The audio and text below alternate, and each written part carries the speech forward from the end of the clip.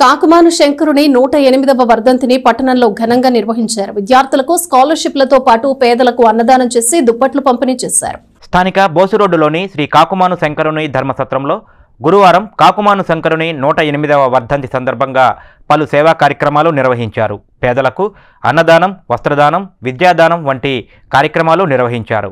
దేవాదాయ శాఖ అధికారులు, Tenali endowment inspector S Saradadevi, కార్యనిర్వహణాధికారి తమ్మా శివారెడ్డి ఆధ్వర్యంలో జరిగిన ఈ కార్యక్రమంలో 100 మంది ప్రతిభ కలిగిన పేద విద్యార్థులకు ఒక్కొక్కరికి 2000 రూపాయల చొప్పున స్కాలర్షిప్ చెక్కులు పంపిణీ చేశారు.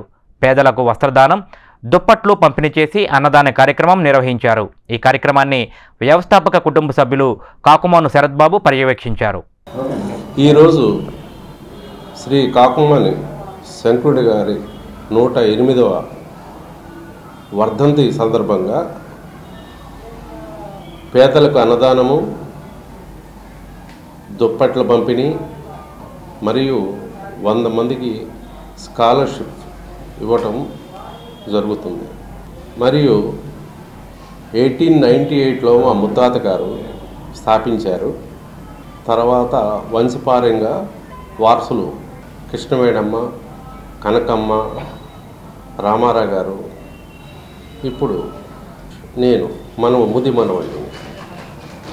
సో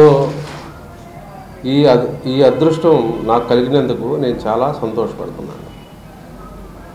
రాబోయే రోజుల్లో షాపింగ్ కాంప్లెక్స్ కట్టే ప్రపోజల్ కూడా ఉంది.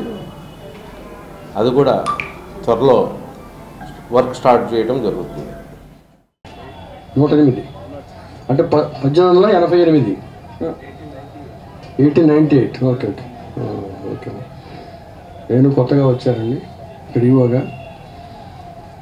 సంవత్సరం అయింది ఛార్జ్ తీసుకుని. అయినప్పటికీ కూడా చాలా కార్యక్రమాలు చేయాల్సి ఉంది. ఉన్నది మన శంకరానికి ఇంతకుముందు నేను ప్రీవియస్ ఇక్కడ గుమస్తాగా కూడా పనిచేశాను. అప్పట్లో ఇక్కడ అన్నదాన కార్యక్రమం జరిగేది, ప్రతి నెల కూడా అన్నదాన కార్యక్రమం జరిగేది. ప్రస్తుతం అది లేదు. అది శిఖర్తో కూడా మాట్లాడాను. అది ఏదైనా ఉంటే పేదలకు అన్నదాన కార్యక్రమం. ఎందుకంటే దాత ఆశయం మేరకి ఈయన బాటసార్లకు ఉచితంగా ఆహారము, అదేవిధంగా నివాసము, కూడు గుడ్డ నీడ అనే 3 కాన్సెప్ట్ తోటే ఫ్రీగా ఇవ్వాలనేది ఆయన ఉద్దేశం అండి. ఆయన అందుకొని దాదాపు ఈ స్థలం మనకి సత్రం కట్టించి సత్రాన్ని కూడా మన పేదల కోసం చేయమని చెప్పడం జరిగింది అప్పుడు ఆయన ఉద్దేశంలో.